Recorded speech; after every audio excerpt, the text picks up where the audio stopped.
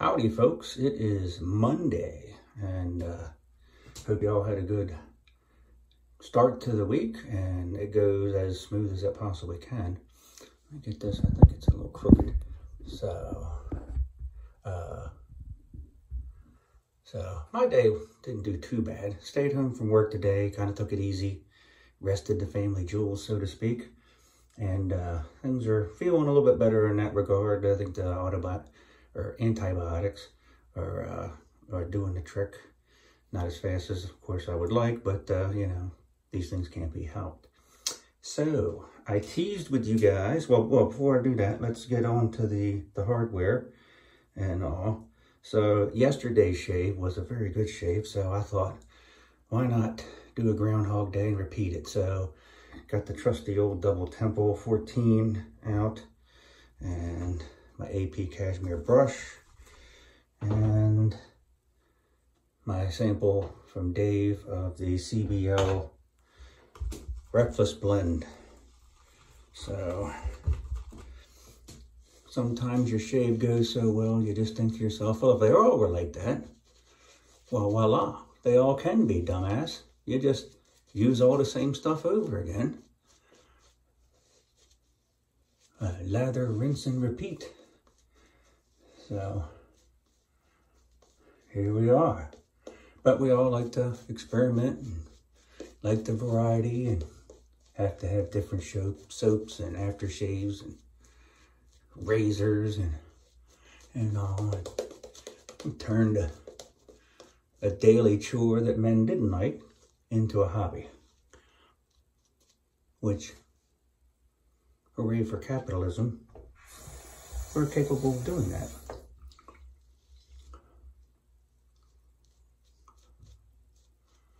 So, how, pray tell, do you guys may want to know? I teased it a little bit in the journal and all. How did I keep it in perspective? The fact that it hurt bad enough to where I really couldn't sleep and walking around was a painful exercise. And you think to yourself, that's pretty bad, right? Well, it can always be worse. We all know that. So, years ago, I'd say, had to be 16 years ago, my daughter was little. We decided to take my in-laws at the time to I can't remember whether it was a AAA or AA baseball game. So,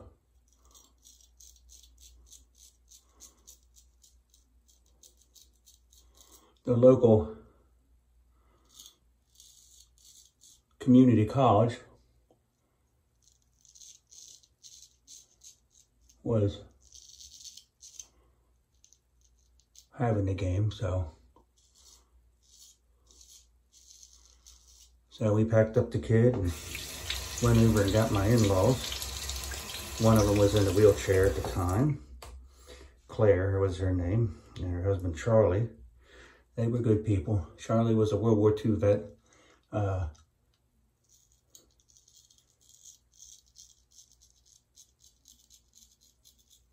He had some cool stories to tell. He didn't make it into France until August of '44. So after the D-Day invasions, he wound up getting on to France. And well, he wound up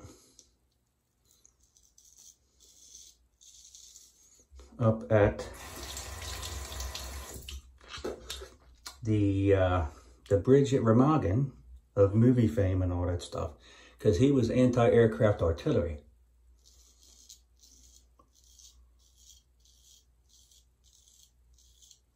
So he went up to Michigan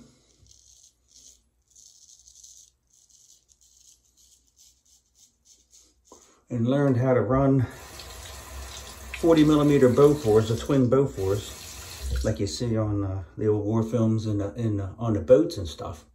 Well, they actually had them on, I guess, on deuce and a half, packs of deuce and a half or something like that. And that was the idea, they were going to have them.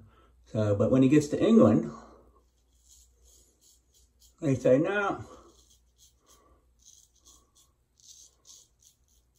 you all are going to retrain and learn how to run quad 50s.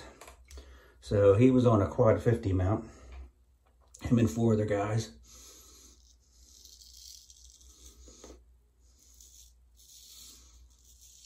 And wound up getting rushed up to the bridge to defend the bridge against all the Stuka dive bombers and Heinkel 111s and Junkers 88s. And because the Germans were trying to blow up the bridge as we were using it to cross. So that was one of the famous battles that he was in. And after the war, he didn't have enough combat points to come home real quick. And he wound up on the French Riviera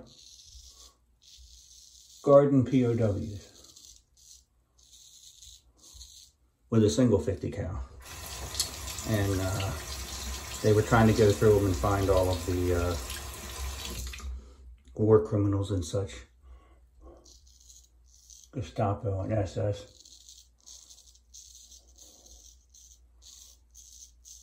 That were trying to impersonate, you know, just regular line soldiers and all. So, but I digress. I'm off on a totally different tangent. You want to know how I kept my testicle pain in perspective. So, we're at the, I'm going to say AAA. Baseball's not really my thing, but we're at the game. Charlie liked baseball, so we're watching the game, get a couple innings into it. Now this particular league, I believe the other team came down from New Jersey, and this league you're allowed to have aluminum bats. And they're, you know, young guys.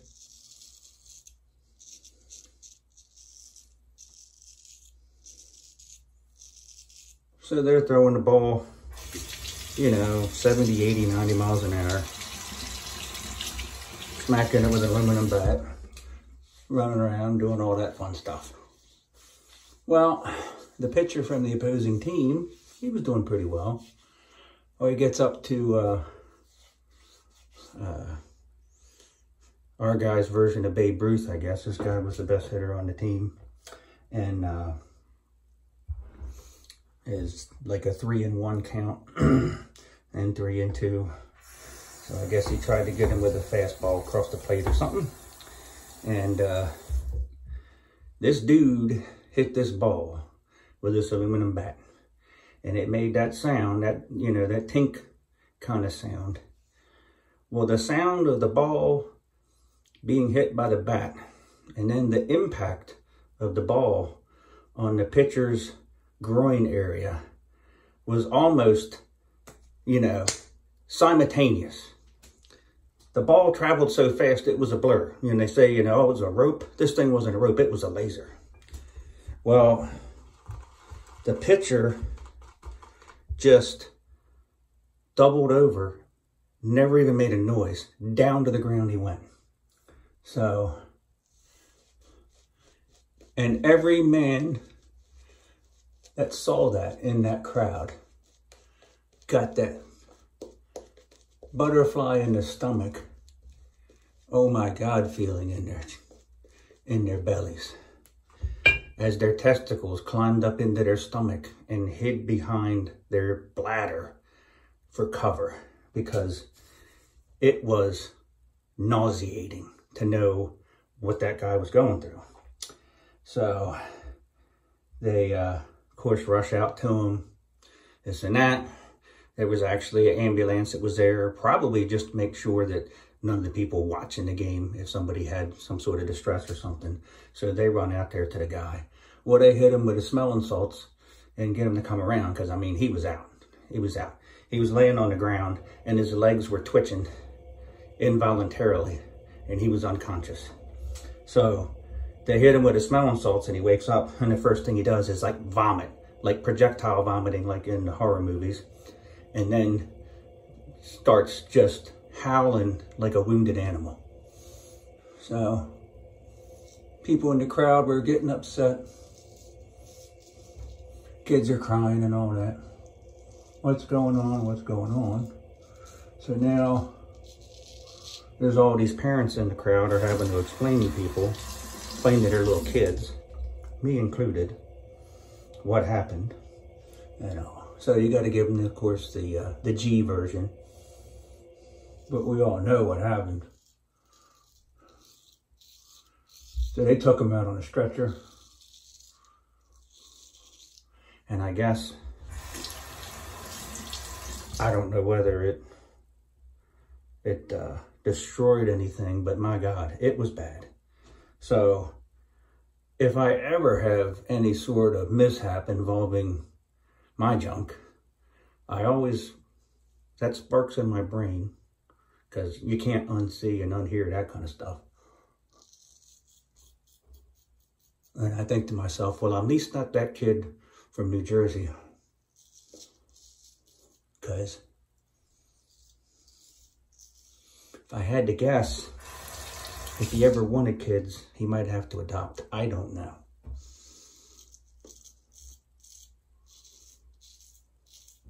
So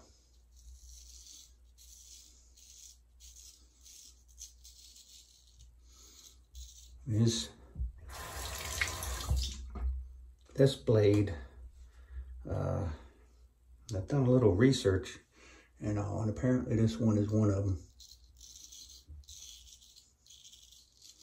Some Philharmonicas were thinned even further after they left the factory or something. I believe by some guy that it might have been, if I remember right reading, might have been some guy that used to work at the factory or something like that, with the effect of making it slightly thinner and easier to keep sharp. And apparently that was some sort of requested mod by like barbers and such or whatever.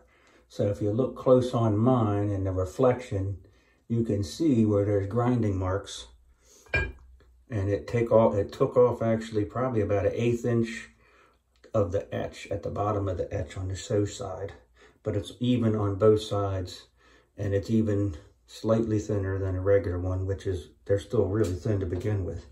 So I'm not sure whether or not you're noticing that this one's a little bit noisier than some of them. If I get close to the microphone, I don't know. But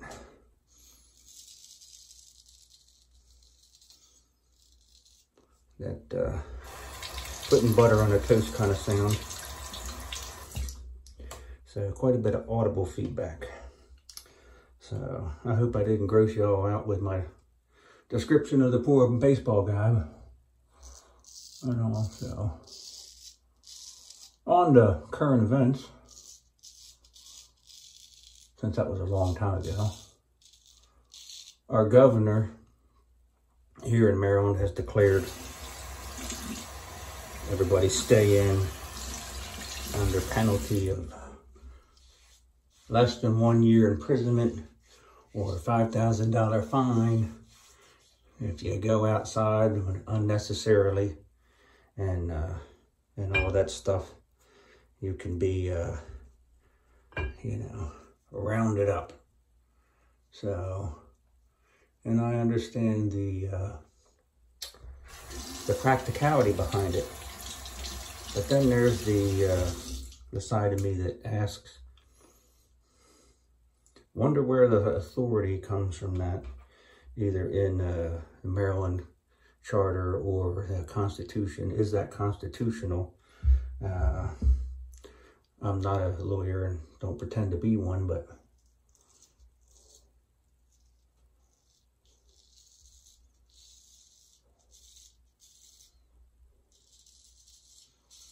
the argument being that it's for the public good. Some people are dumbasses and they need to have direction. And I won't argue with there about people being dumbasses. But I will argue when it comes to things that I think might be unconstitutional. Whether we like them or not, you know, freedom of speech, it's totally constitutional. for, say, like the KKK guys to have a rally and go spout that bullshit. But it's constitutional. That's protected speech. People can burn flags in the streets of America. That's constitutional. You got the Westboro Baptist Church can go have God hates fag signs at veterans' funerals. That's constitutional. But I don't know. There's I think a happy medium, and at least you can discuss it. You know, whether you agree or disagree, we can discuss it. So if you guys have any thoughts or opinions, I wouldn't mind hearing them. I'm all ears.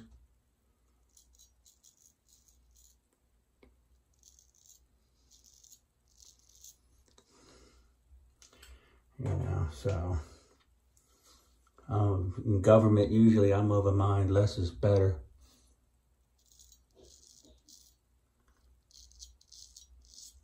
So that's about it for the shave. And smooth as glass. And another positive note, chatting with Dave in Kentucky and looking at his posts and other people's posts, I saw the 3D printed single edge razors, and that's kind of intriguing. And I don't have a single edge razor. I just got the one. I got the Fat Boy. I got a Russian cheapy 3-piece army double edge razor that you can actually take, and if you want, you can cut one double edge blade in half and then leave the another blade whole, and you can actually have a twin blade exposure on it, like a regular Bic disposable twin blade or something. I've never done that. I might actually try that out one time. So load up some Voshkods in there and see what that's all about. But then the other day at the emergency room, I had time to kill. So I was Googling on my phone, killing time. And I actually found out that my local library has a couple 3D printers that they'll let people that are, you know, retards like me come in there and 3D print some stuff, as long as it's not of a sexual nature or you're not trying to make weapons or anything like that. So I don't believe a single edge razor qualifies as either an object for sexual gratification or a weapon that you're going to use to hurt somebody, you know. So I think I'll be all right. I think they'll let me make one, hopefully. So, and then of course, I've got to inquire about what kind of filament I can use. I'd like to use ABS. I've been doing some research about them, about the best kind of filaments to use, and all the different things that you need to know. There's a few little ins and outs. Doesn't seem too complicated. That may be deceiving, so we shall see. So I'm trying to remember what I used. Oh God, now I'm having a brain fart trying to remember which aftershave I used. So why don't I go with,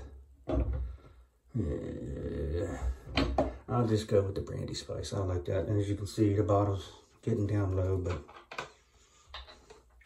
it's a cheap aftershave for a cheap guy. So